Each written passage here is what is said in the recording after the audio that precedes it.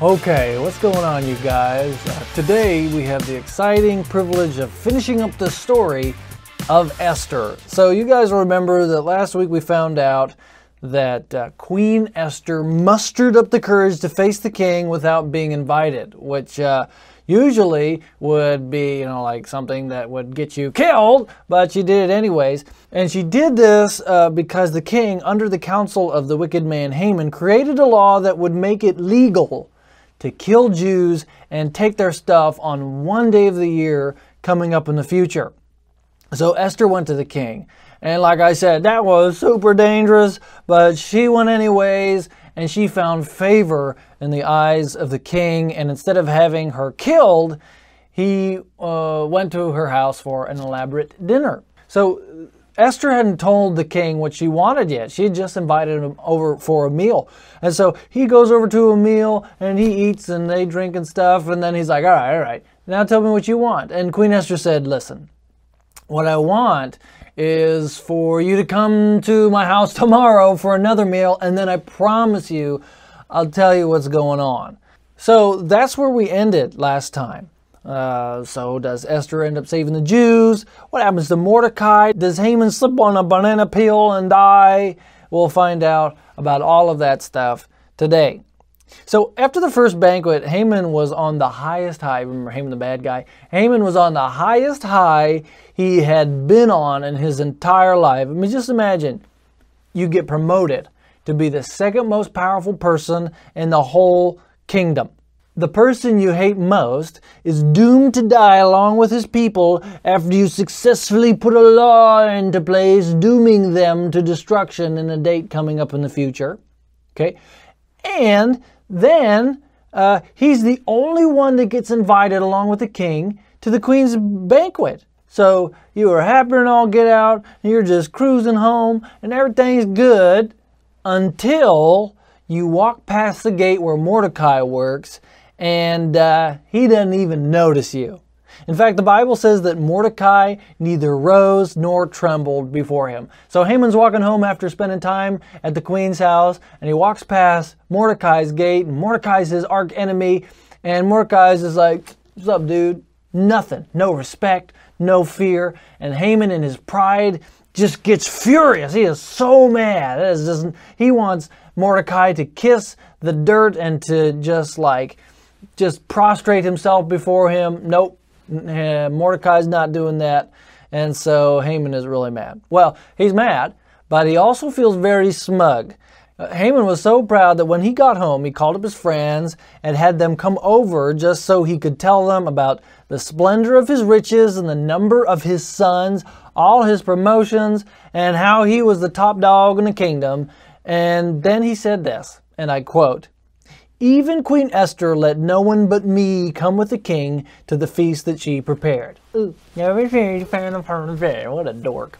Okay, well, he said all this, but the whole Mordecai thing still really bothered Haman.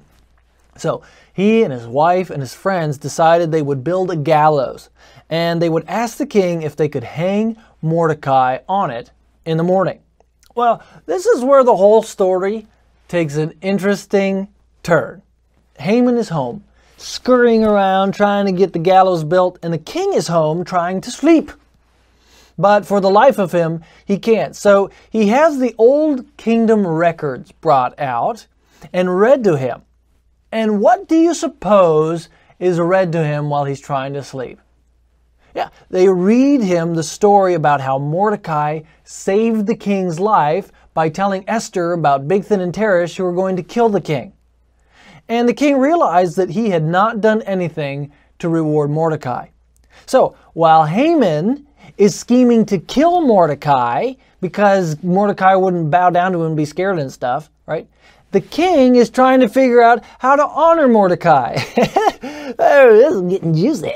Yeah. So the next morning, Haman comes to the king to ask him if he could get permission to hang Mordecai. But before he gets the chance to say anything, the king says this. So we find it in Esther chapter 6. But the king says this. He says to Haman, What should be done for the man that the king delights to honor? Of course, he's talking about Mordecai. Well, the Bible says, now Haman thought to himself, who was there that the king would rather honor than me? So he answered the king, for the man the king delights to honor, have them bring a royal robe the king has worn, and a horse the king has ridden, one with a royal crest placed on its head. Then let the robe and the horse be entrusted to one of the king's most noble princes. Let them robe the man the king delights to honor, and lead him on the horse through the city streets, proclaiming before him, this is what's done for the man the king delights to honor. So Haman's like, boy, man, the king must want to honor me because I'm so important. He was so proud. And so he went all out. He said, boy, if you want to honor someone, you should do this, you should do this, and man, it should be great. He didn't know he was planning a celebration for his arch enemy. So in verse 10, the king tells Haman, go at once, get the robe and the horses, and do just as you have suggested for Mordecai the Jew. Ooh. Who sits at the king's gate. Do not neglect anything you have recommended. So Haman got the robe and the horse. He robed Mordecai and led him on horseback through the city streets, proclaiming before him, this is what is done for the man the king delights to honor. Afterward, Mordecai returned to the king's gate. He went back to work. But Haman rushed home with his head covered in grief. Oh, poor Haman. Yeah, get wrecked. That's what I'm talking about. Ciao, pow. All right. Man, that is so good. You know, Haman just had to have hated that. He was so proud. That must have just ruined his day. This is awesome. Okay, so the passage says that Haman hurries home and he tells his wife all about what happened to him. And the king's servants come just then and they whisk him away to the queen's palace to eat dinner. Because remember, the queen wanted the king and Haman to come back for the second dinner. And that's now. That's just right now. And so he comes home after his terrible morning that is full of disappointments and embarrassments. And he's talking to his wife about it. And then the king's servants come and say, hey, you're late for dinner. And so they hop in the chariot and they go to the queen's house to get some food. Well, the two of them are sitting there and they're eating dinner and they're drinking some wine or whatever. And after they're done, the king says to Esther, he's like, okay, jig's up, babe. Tell me what's going on. What do you want? And the queen said, what do I want? What do I want? I want my life, right? And my people's life. Yeah, because we have been sold into destruction and are doomed to die. And the king said, who would dare do something like that against you? And Queen Esther said, my enemy, this wicked Haman. And she points right at Haman. Oh, then Haman pooped his pants. Okay, now it's actually, the Bible doesn't say that he pooped his pants, but maybe. He got real scared anyways.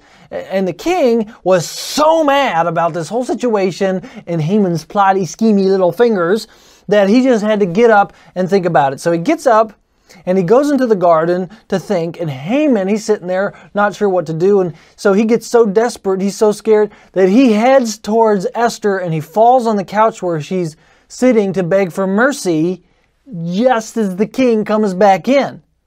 And so the king sees Haman fall on the couch and he thinks that Haman is trying to attack the queen. And so he's like, would you even assault her, my queen? And the king gets very angry.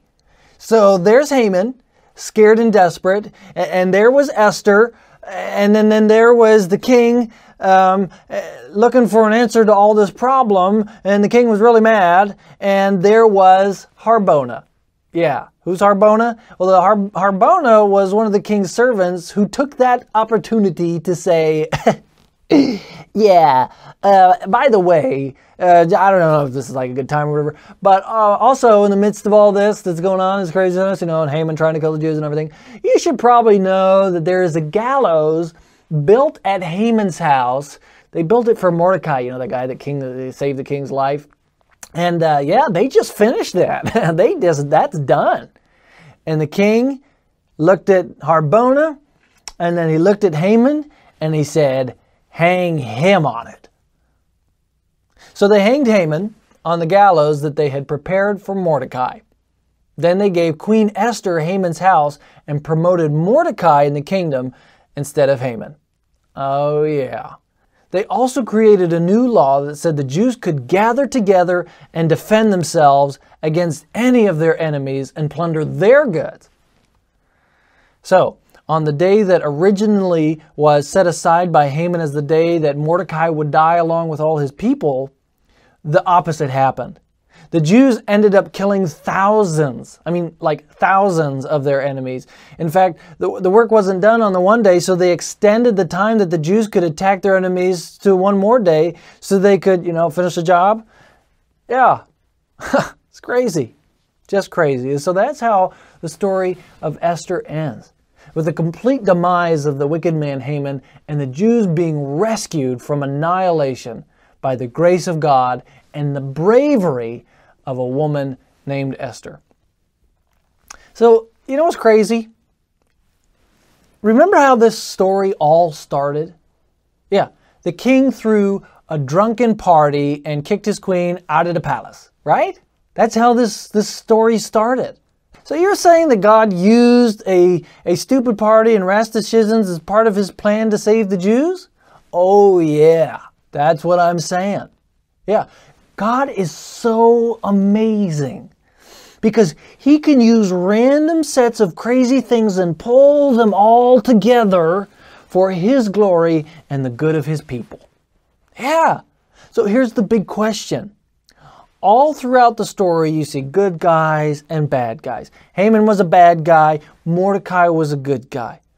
But did God need those people to rescue the Jews?